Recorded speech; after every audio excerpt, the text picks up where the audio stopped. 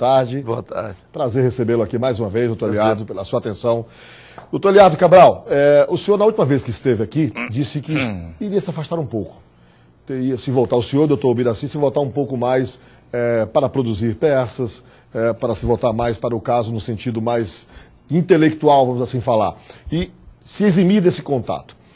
Nestes dias, o senhor reforçou as suas teses, os seus convencimentos, ou o senhor pensa diferente sobre o caso Fernanda? Primeiro eu gostaria de esclarecer que eu cheguei a pensar que ia ficar mais dias fora desse estúdio, fora de mídia, mas esse caso, como alguns já andaram comentando, ele é diferente e acaba exigindo, a população merece, vocês merecem receber informações, de tal forma que eu estava pensando, repito, que ia ficar mais dias fora, lá trabalhando reservadamente, mas eu até conversei com o doutor Ubiraci hoje um pouco, Ubiraci Rocha, antes de vir para cá, né? Porque nós já conversamos nesse sentido para evitar manifestações, comentários destoando um do outro eventualmente, para evitar também que uma pessoa ou outra do departamento de fofoca queira jogar um contra o outro, então a gente já vai dar entrevista juntos para evitar essas coisas. Mas bem, respondendo mais objetivamente, eu estou com a convicção do homicídio mais reforçada diante do que fiquei observando durante esses dias. Tá? Eu sou mais convicto de que se trata mesmo de homicídio. O senhor não participou, não esteve na segunda reconstituição. E a sua ausência foi notada. Por que o senhor não foi? Entendi que, primeiro que a nossa participação lá ficou um pouco inviável depois de algumas manifestações que foram levadas a público por parte do delegado de presídio do inquérito, embora eu já vou antecipando, não estou ressentido com ele, mas o que é certo é que houve uma reunião que foi tornada público lá na sede da Procuradoria-Geral de Justiça, e de lá da reunião nós saímos todos exultantes, felizes com o resultado, que esse entendimento, essa harmonia entre as instituições é sempre muito saudável e tem sido sempre uma constante. Diante da possibilidade de uma eventual desavença, por nada, a rigor por nada, porque simplesmente o fato de eu manifestar, como foi o caso, que se trata de homicídio e não suicídio, eu não vejo isso motivo para tanta fúria e tanta revolta. Então estávamos lá na sede da Procuradoria tratando dessas pequenas coisas que eles poderiam chamar eventualmente de uma lavagem, uma simples lavagem de roupa, uma linguagem simples, né? Sim. A lavagem de roupa só, vamos resolver isso aqui entre nós. Está resolvido. Mas enquanto isso, lamentavelmente, o doutor Paulo saiu da linha, porque realmente eu já disse, reafirmei a minha convicção, é um homem realmente refinado, educado, bem formado, todas as qualidades boas eu vejo nele. Mas por alguma razão ele saiu da linha. Estávamos lá na reunião e ele na emissora de televisão com uma verdadeira verborragia. Bom, mas me parece que a chateação, para usar também uma palavra bem... a chateação não estava no fato do senhor ter dito que era homicídio, contrariando uma tese qualquer que seja de suicídio, mas pelo fato do senhor levantar a suspeição do delegado. Ah, mas aí não Por é bem... ele ter vinculações políticas. Pois justo, não seria bem, no sentido da palavra suspeição ou impedimento, aqui ficou claro, foi falado aqui, deve estar em vídeo, né? Sim. E eu nunca manifestei isso em outro lugar, nunca enxovalhei, nunca saí por aí na rede de fofocas, de boataria. Não, jamais, não tem nem tempo. O nosso tempo não está dando nem para fazer os trabalhos, imagina sair por aí boatando.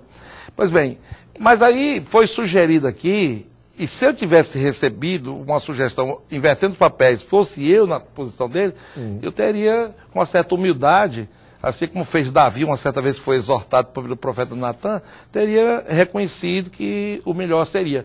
Então, não quero ser dono de verdade, mas eu apenas sugeri, foi aqui em público, o doutor James Guerra estava aqui, o doutor Ubiraci Rocha, quando a sua presença, sugeri para evitar desgaste, uma vez que ele é um homem realmente digno, honrado, íntegro. Eu não tenho nada, nunca tive, jamais terei, porque não existe nada disso. E eu preciso deixar muito claro, eu não estou magoado não, e não vim aqui para responder, doutor Paulo, porque a minha história do Ministério Público de 23 anos, por tudo que já foi feito, e também não estou me exaltando, mas é fato. É uma história. Não é uma história de 2, 3 dias, 2 anos, 4 dias. 23 anos militando notadamente no Tribunal do Júri em causas difíceis, como as causas relativas ao crime organizado, chacina de Meruoca, caso do Donizete Adalto Santos, para citar alguns, são tantos e tantos, do policial Charuto. Eu não estou aqui para me vangloriar, nem para estar aqui alegando que fiz e que não fiz, porque quando o servidor faz o que tem o dever de fazer, ainda é inútil.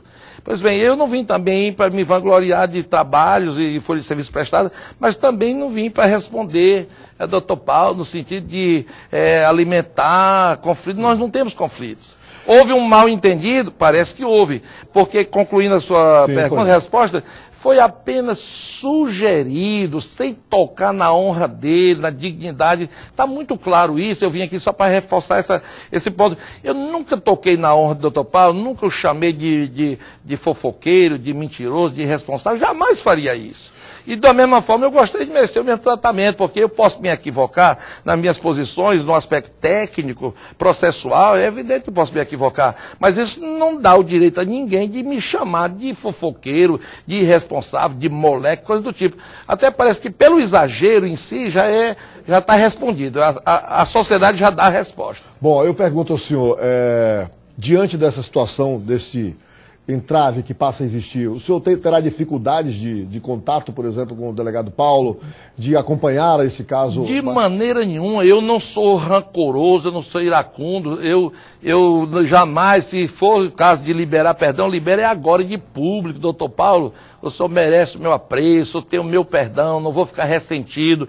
Do tocante ao aspecto público tem outra coisa, mas como pessoa, eu não vou ficar rancoroso, iracundo, magoado, o aspecto de perseguir, fazer o mal, de maneira nenhuma vou pagar o mal pelo mal. Eu estou entendendo que houve um mal entendido, um momento de excitação, de excesso, alguma coisa que o levou àquela manifestação um pouco descontrolada. Agora, se ele não volta aos estribos, não voltar aos eixos, aí sim, agora é o caso mesmo dele se afastar mesmo, porque enquanto tiver nessa fase de desequilíbrio emocional, não tem como... Então o senhor acha que ele deva voltar aos eixos, né? Eu entendo que deve reconhecer que houve um excesso, e se alguém o emprenhou pelos ouvidos, é bom que ele se afaste desse alguém, porque está fazendo mal a ele.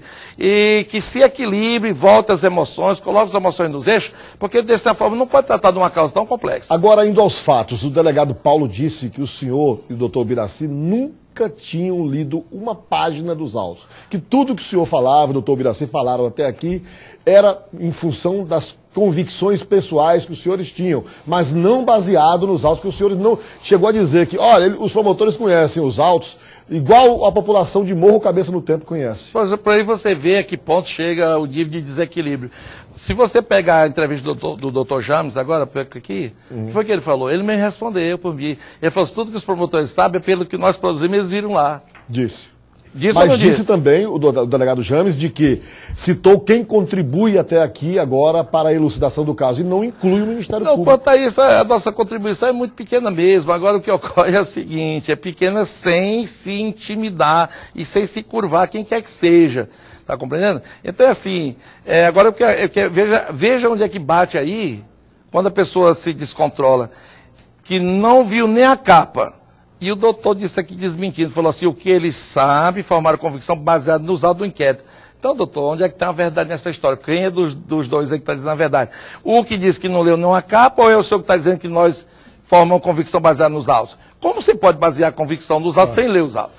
Doutor Liardo, a polícia mostrou o caderno da Fernanda, mostrou numa matéria que nós exibimos ontem aqui no programa, e no caderno não continha nada.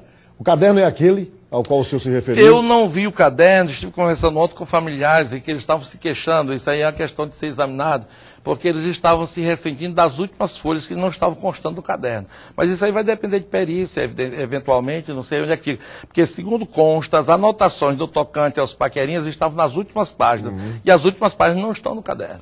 O senhor sabe, doutor Liardo, que as suas declarações muito fortes, elas despertaram a ira de setores da sociedade. muitas pessoas ficaram indignadas. Se uma grande parcela hoje apoia o senhor e apoia, isso é evidente e acredita que o senhor é importante nesse processo, tem uma outra parcela que ficou bastante indignada, achando que o senhor enxovalhou honras. O secretário, o deputado Robert Rios, disse que houve um striptease nesse caso. Gente jogando para a plateia, querendo aparecer com relação ao caso Fernanda Lages. O que é que o senhor tem a dizer a esse respeito? Eu não vou dar respostas a A, ou a B, ou a C. Mas uma coisa eu digo, a propósito. Nós estávamos prevenidos, já aguardando mesmo, uma campanha difamatória. Porque a campanha difamatória tem um propósito bem claro, bem definido, que é de intimidação. Os canalhas costumam usar realmente esse artifício de intimidar e pensam que conseguem intimidar a todos. Volta e meia aparece um Arias, filho da vida, como aquele, um Eliade Cabral, um Biraci, um ou outro, que não se deixa intimidar. Aí os canalhas ficam revoltados e ficam querendo enxovalhar de forma indevida a honra de quem não se intimida por eles. Essa que é a realidade. Agora é só examinar a história de cada um e ver quem é que usa a instituição para tirar proveito e usa como trampolim para depois tirar proveito, ver quem é que gosta de estar agitando as massas. Aí é uma outra história. Não sou político, não vou fazer político, não tem motivo para estar agitando as massas. Agora, a campanha de difamação já aguardávamos, só que com um nível um pouco mais elevado, porque desceu demais. Bem próprio das pessoas que a gente já estava imaginando que estava por trás, emprenhando o delegado pelos ouvidos. Agora, uma coisa eu te digo, intimidação é para os covardes. Os covardes se intimidam com intimidação. E aqui eu não sou bravata, não sou dado a fazer bravata. Eu sei quem faz, mas não vou dizer. Então não tem bravata. Eu estou dizendo, nós não vamos nos intimidar. Somos promotores de justiça.